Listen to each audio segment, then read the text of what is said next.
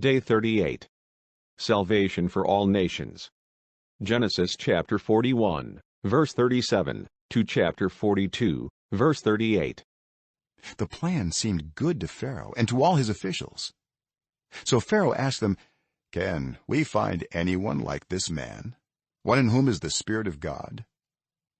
Then Pharaoh said to Joseph, "Since God has made all this known to you, there is no one so discerning and wise as you.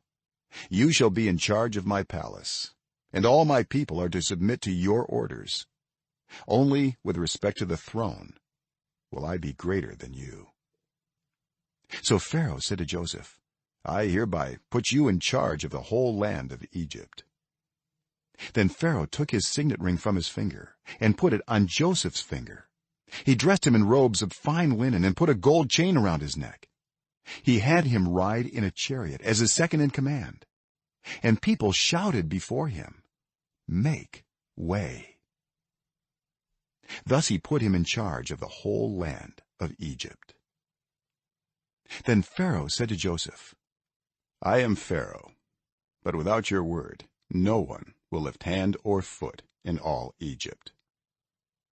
Pharaoh gave Joseph the name Zaphenath-Paneah, and gave him Asenath, daughter of Potipherah, priest of On, to be his wife. And Joseph went throughout the land of Egypt. Joseph was 30 years old when he entered the service of Pharaoh, king of Egypt. And Joseph went out from Pharaoh's presence and traveled throughout Egypt.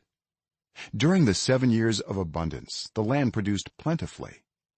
Joseph collected all the food produced in those 7 years of abundance in Egypt and stored it in the cities. In each city he put the food grown in the fields surrounding it. Joseph stored up huge quantities of grain, like the sand of the sea. It was so much that he stopped keeping records because it was beyond measure. Before the years of famine came, 2 sons were born to Joseph by Asenath, daughter of Potipherah, priest of On. Joseph named his firstborn Manasseh, and said, "It is because God has made me forget all my trouble and all my father's household." The second son he named Ephraim, and said, "It is because God has made me fruitful in the land of my suffering." The 7 years of abundance in Egypt came to an end, and the 7 years of famine began, just as Joseph had said. There was famine in all the other lands, but in the whole land of Egypt there was food.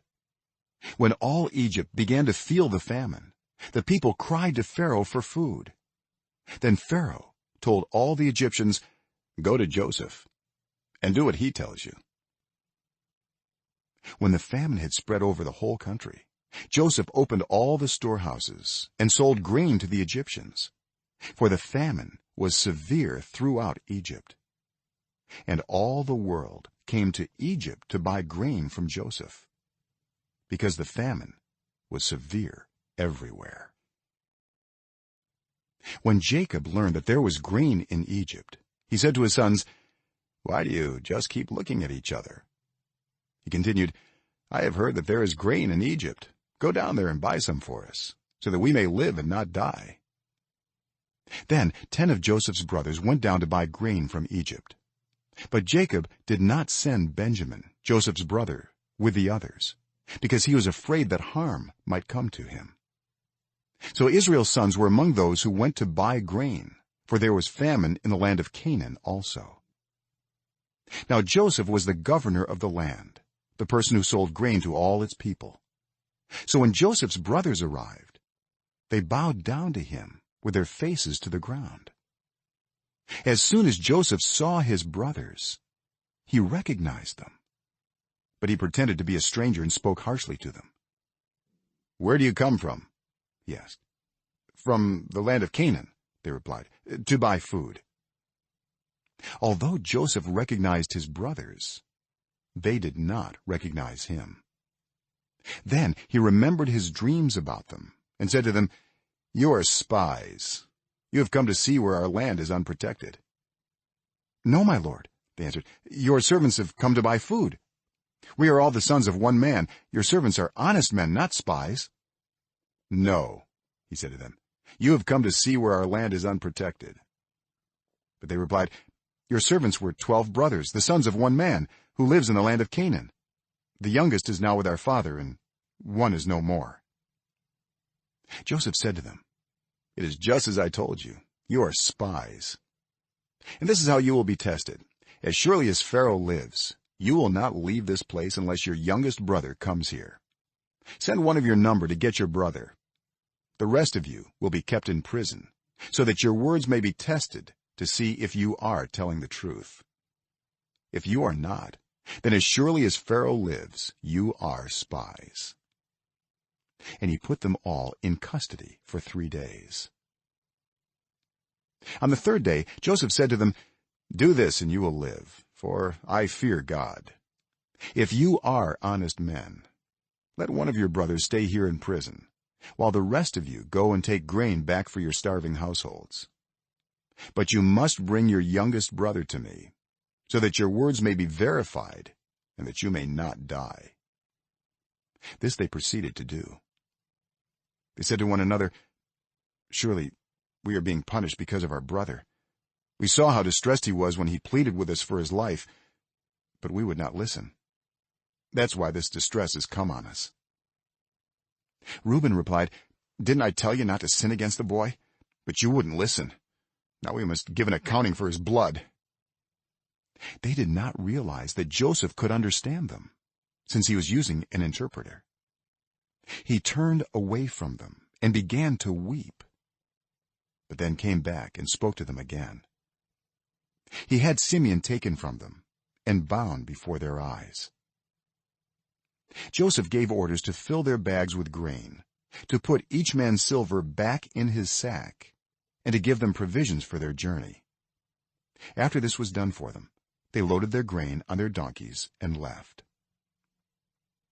At the place where they stopped for the night, one of them opened his sack to get feed for his donkey, and he saw his silver in the mouth of his sack.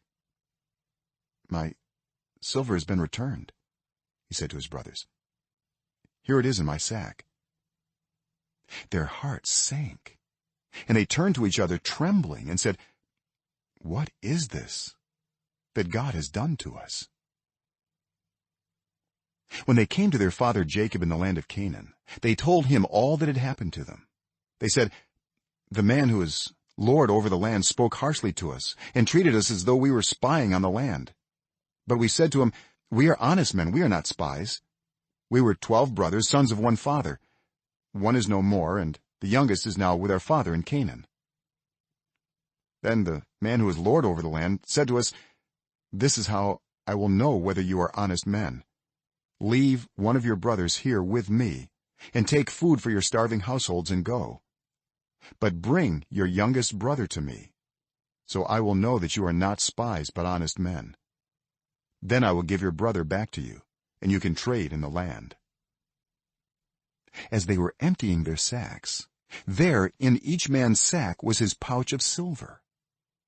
When they and their father saw the money pouches, they were frightened.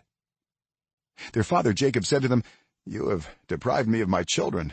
Joseph is no more, and Simeon is no more, and now you want to take Benjamin? Everything is against me.' Then Reuben said to his father, 'You may put both of my sons to death if I do not bring him back to you. Entrust him to my care, and I will bring him back.' But Jacob said, 'My son will not go down there with you. His brother is dead, and he is the only one left. If harm comes to him on the journey you are taking, you will bring my gray head down to the grave in sorrow.'" Revelation chapter 13, verse 11, to chapter 14, verse 20. Then I saw a second beast coming out of the earth. It had 2 horns like a lamb, but it spoke like a dragon. It exercised all the authority of the first beast on its behalf, and made the earth and its inhabitants worship the first beast, whose fatal wound had been healed. And it performed great signs, even causing fire to come down from heaven to the earth in full view of the people. Because of the signs it was given power to perform on behalf of the first beast, it deceived the inhabitants of the earth. It ordered them to set up an image in honor of the beast who was wounded by the sword and yet lived. The second beast was given power to give breath to the image of the first beast, so that the image could speak and cause all who refused to worship the image to be killed. It also forced all people, great and small, rich and poor, free and slave, to receive a mark on their right hands or on their foreheads, so that they could not buy or sell unless they had the mark, which is the name of the beast or the number of its name. This calls for wisdom. Let the person who has insight calculate the number of the beast, for it is the number of a man. That number is 666. Then I looked, and there before me was the Lamb standing on Mount Zion, and with him 144,000 who had his name and his Father's name written on their foreheads. And I heard a sound from heaven like the roar of rushing waters, and like a loud peal of thunder. The sound I heard was like that of harpists playing their harps. And they sang a new song before the throne and before the 4 living creatures and the elders. No one could learn the song except the 144,000 who had been redeemed from the earth. These are those who did not defile themselves with women, for they remained virgins. They follow the Lamb wherever he goes. They were purchased from among mankind and offered as firstfruits to God and the Lamb. No lie was found in their mouths. They are blameless. Then I saw another angel flying in midair, and he had the eternal gospel to proclaim to those who live on the earth, to every nation, tribe, language, and people. He said in a loud voice, "Fear God and give him glory, because the hour of his judgment has come. Worship him who made the heavens, the earth, the sea, and the springs of water." A second angel followed and said, "Fallen, fallen is Babylon the Great, which made all the nations drink the maddening wine of her adulteries." A third angel followed them and said in a loud voice, "If anyone worships the beast and its image and receives its mark on their forehead or on their hand, they too will drink the wine of God's fury, which has been poured full strength into the cup of his wrath. They will be tormented with burning sulfur in the presence of the holy angels and of the Lamb, and the smoke of their torment will rise forever and ever. There will be no rest day or night for those who worship the beast and its image, or for anyone who receives the mark of its name." This calls for patient endurance on the part of the people of God, who keep his commands and remain faithful to Jesus. Then I heard a voice from heaven say, "Write this: Blessed are the dead who die in the Lord from now on."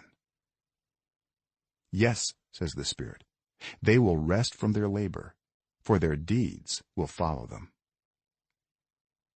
I looked, and there before me was a white cloud, and seated on the cloud was one like a son of man, with a crown of gold on his head and a sharp sickle in his hand. Then another angel came out of the temple and called in a loud voice to him who was sitting on the cloud, "Take your sickle and reap, because the time to reap has come, for the harvest of the earth is ripe." So he who was seated on the cloud swung his sickle over the earth, and the earth was harvested. Another angel came out of the temple in heaven, and he too had a sharp sickle.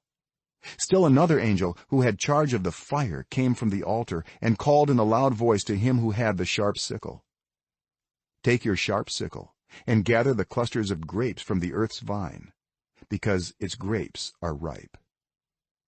The angel swung his sickle on the earth, gathered its grapes, and threw them into the great winepress of God's wrath.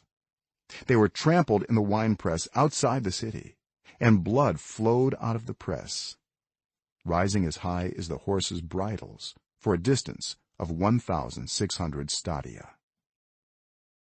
Job chapter 16, verse 1 to 11. Then Job replied, "I have heard many things like these. You are miserable comforters, all of you. Will your long-winded speeches never end? What ails you that you keep on arguing? I also could speak like you if you were in my place. I could make fine speeches against you and shake my head at you. But my mouth would encourage you. Comfort from my lips would bring you relief. Yet if I speak, my pain is not relieved, and if I refrain, it does not go away. Surely, God, you have worn me out. You have devastated my entire household. You have shriveled me up, and it has become a witness. My gauntness rises up and testifies against me. God assails me and tears me in his anger, and gnashes his teeth at me. My opponent fastens on me his piercing eyes. People open their mouths to jeer at me. They strike my cheek in scorn and unite together against me. God has turned me over to the ungodly and thrown me into the clutches of the wicked.